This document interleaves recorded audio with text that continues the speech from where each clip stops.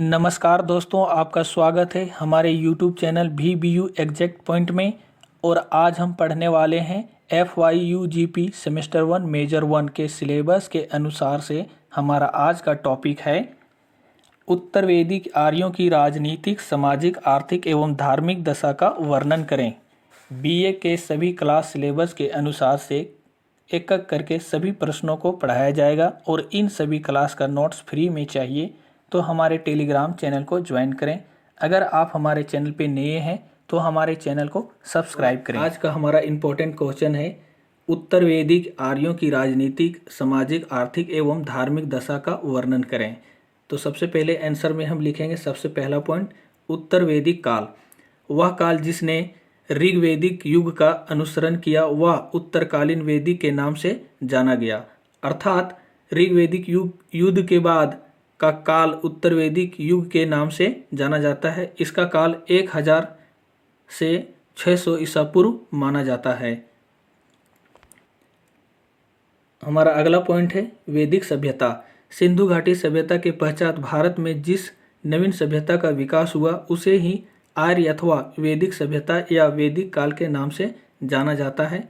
वैदिक सभ्यता या वैदिक काल की जानकारी हमें मुख्यतः वेदों से प्राप्त होती है। इसका मतलब यह हुआ कि वैदिक सभ्यता या वैदिक काल जो है वह वेदों से प्राप्त होता है। वैदिक काल जो है वह 1500 ईसा पूर्व से 600 ईसा पूर्व, इसको दो भागों में बांटा गया है। हमारा पहला है ऋग्वैदिक काल जो कि 1500 से 1000 ईसा पूर्व है।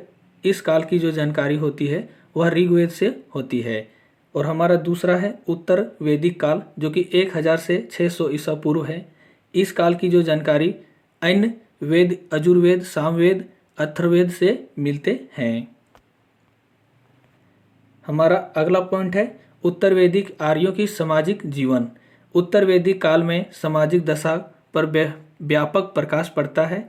उत्तर वैदिक काल में ब्राह्मण, क्षत्रिय, वैश्य और शूद्र में समाज का 4 सही विभाजन शुरू हुआ। पितृसत्तात्मक परिवार चलते रहे लेकिन महिलाओं की स्थिति में गिरावट आई। उत्तर वैदिक काल में वेशभूषा, आहार और मनोरंजन परिवर्तन देखा गया। इसका मतलब यह हुआ कि उत्तर वैदिक काल में सामाजिक दशा का व्यापक प्रकाश पड़ता है। इसलिए उत्तर वैदिक काल में ब्राह्मण, क्षत्रिय, वैश्य और शूद्र में समाज में 4 विभाजन हुआ। पितृसत्तात्मक परिवार चलते आया लेकिन महिलाओं की स्थिति में भारी गिरावट आई। उत्तर वैदिक काल में वेशभूषा, आहार और मनोरंजन में परिवर्तन देखा गया। हमारा पहला है समाज का विभाजन। उत्तर वैदिक कालीन समाज 4 वर्गों में बांटा गया। ब्राह्मण, क्षत्रिय, वैश्य और शूद्र में विभाजित हो गया था। समाज का जो विभाजन हुआ वह 4 वर्गों में किया गया। वो थे ब्राह्मण, क्षत्रिय, वैश्य और शूद्र में विभाजित किया गया। और हमारा दूसरा है पारिवारिक जीवन। उत्तर वैदिक कालीन समाज भी पितृ प्रधान था तथा संयुक्त परिवार की प्रथा थी। परिवार के सभी सदस्य परिवार के मुखिया पुरुष का आदर करते थे। वैदिक कालीन समाज में पितृ प्रधान था तथा संयुक्त परिवार की प्रथा चली और परिवार के सभी सदस्य परिवार के मुखिया पुरुष का आदर करते थे। और हमारा तीसरा है स्त्रियों की दशा।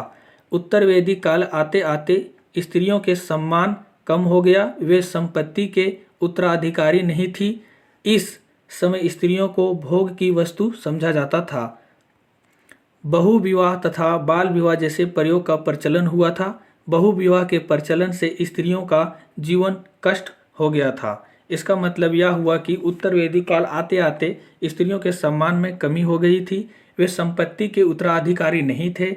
स्त्रियों को भोग की वस्तु समझा जाने लगा था और बहु विवाह तथा बाल विवाह जैसे प्रयोग का प्रचलन शुरू हुआ था। बहु विवाह के प्रचलन से स्त्रियों का जीवन कष्ट हो गया था।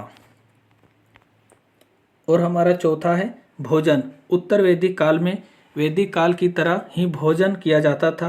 विशेष अवसर पर मांस विशेष उत्सव एवं त्योहारों पर अवश्य रखा जाता था। जिस समय कोई विशेष उत्सव या विशेष त्यौहार आ जाता था उस समय वहाँ पे खाने के लिए मांस रखा जाता था।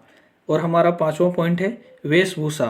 उत्तर वैदिक कालीन लोगों की वेशभूषा में वैदिक काल की तरह रहा। ऊनी वस्त्र का प्रयोग होने लगा था। वहाँ की वो जो वेशभूषा थी वहाँ पर ऊनी वस्त्र का प्रयोग होने लगा था। और हमारा छठा है मनोरंजन। विभिन्न अवसरों पर जुआ खेलना, रथ की दौड़ और घोड़े के दौड़ का आयोजन होता था। नाचने गाने और बजाने का शौक भी लोग करते थे। जब वहाँ के लोगों को मनोरंजन की आवश्यकता पड़ती थी तो जुआ खेलने, रथ की दौड़ करवाते थे और घोड़े को दौड़ने का आयोजन किया जाता था। नाचने गाने और बजाने का अत्यधिक शौक हुआ करता था वहाँ के लोगों को। और हमारा सातवां है शिक्षा। उत्तर वैदिक काल में शिक्षा का प्रमुख विषय वेद था। वेदों के अध्ययन के साथ साथ विज्ञान, गणित, भाषा तथा युद्ध कला आदि की भी शिक्षा दी जाती थी। छात्र गुरु के निकट बैठकर कठोर व सादा जीवन व्यतीत करते हुए ज्ञान अर्जन करते थे। वहाँ के जो लोग थे, वहाँ के जो शिक्षा मिलता था वैदिक काल में, शिक्षा का प्रमुख विषय वेद था। वेदों के अध्ययन के साथ साथ विज्ञान, गणित, भाषा तथा युद्ध कला आदि भी शिक्षा प्रदान की जाती थी। छात्र जो थे वो गुरु के निकट बैठकर कठोर व सादा जीवन व्यतीत करते थे। और हमारा अगला पॉइंट है उत्तर वैदिक आर्यों का आर्थिक जीवन। वहाँ के आर्थिक जीवन क्या थे? उत्तर वैदिक कालीन लोगों की आर्थिक जीवन इस प्रकार है। तो हमारा पहला है कृषि। उत्तर वैदिक कालीन लोगों का प्रमुख व्यवसाय कृषि था। ऋग्वैदिक काल की तुलना में उत्तर वैदिक काल में कृषि की अत्यंत उन्नति हुई। खेती के तरीकों में परिवर्तन किया गया। हल का प्रयोग किया जाता था। इस समय की प्रमुख फसल गेहूं, चावल व जौ थी। जिस समय वहाँ पे कृषि की जाती थी वह उत्तर वैदिक कालीन लोगों का प्रमुख व्यवसाय कृषि था। लेकिन ऋग्वैदिक काल की तुलना में उत्तर वैदिक काल में कृषि की अत्यंत उन्नति भी हुई थी। जैसे कि खेती के तरीकों में परिवर्तन किया गया, हल का प्रयोग भी किया जाता था। इस समय की प्रमुख जो फसल थी वह थी फसल जो थी वह गेहूं, चावल और जौ थी। और हमारा दूसरा पॉइंट है पशुपालन। इसके अतिरिक्त पशुपालन की परंपरा अधिक हो गई थी। पशुपालन एक सहायक धंधा था। वह गाय और बैल के अलावा भैंस, बकरी, भेड़, घोड़ा आदि का पालन करते थे।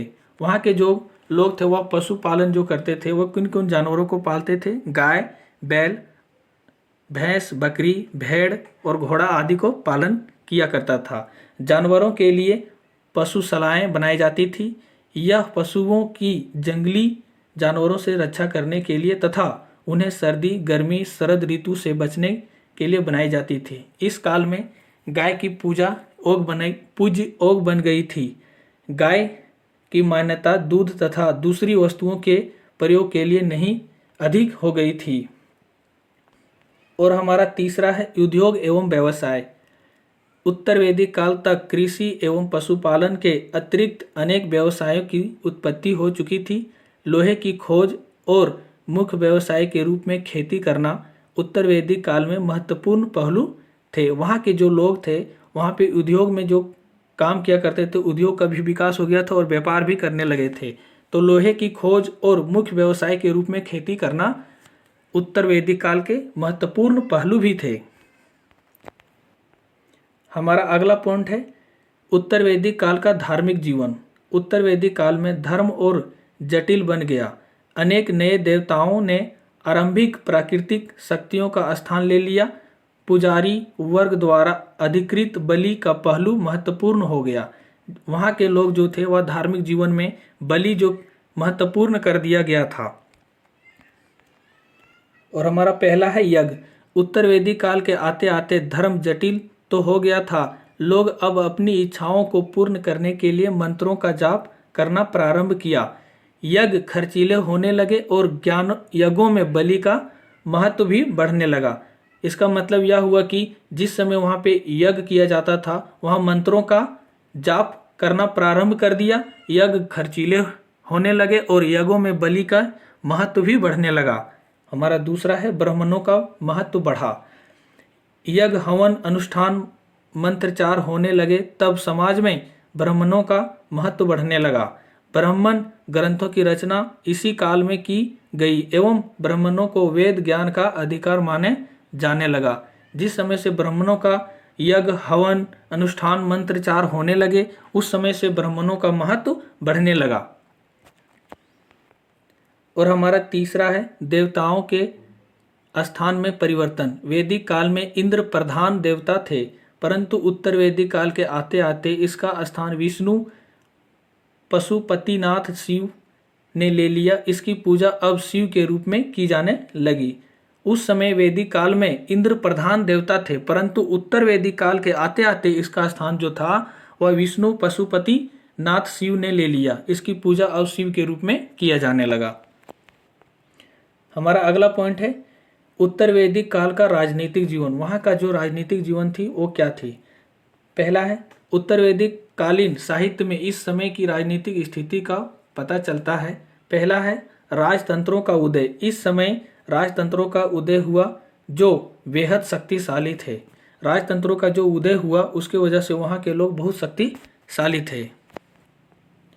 हमारा दूसरा है राजा। राजा का पद उत्तर वैदिक काल में पैतृक था। वह प्रजा की रक्षा करता था।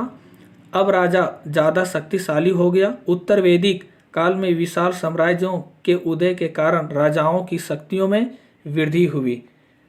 इसका मतलब यह हुआ कि राजा का पद जो था उत्तर वैदिक काल में पैतृक हो गया। पैतृक का अर्थ होता है कि पिता के बाद मरने के बाद उसका बेटा उस राज को मिलेगा और वही राजा के पद पर बैठेगा।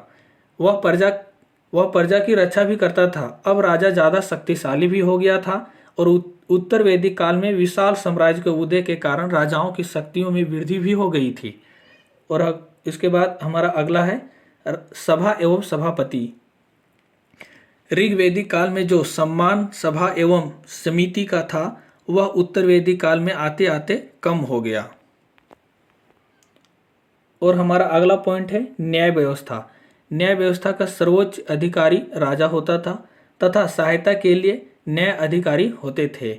इसका मतलब यह हुआ कि जब कोई न्याय मांगने के लिए जाता था तो उसको न्याय सिर्फ राजा दे सकता था, लेकिन उसको राजा को सहायता करने के लिए उनके अधिकारी भी वहाँ पे मौजूद होते थे। और हमारा अगला पॉइंट और अंतिम पॉइंट है निष्कर्ष।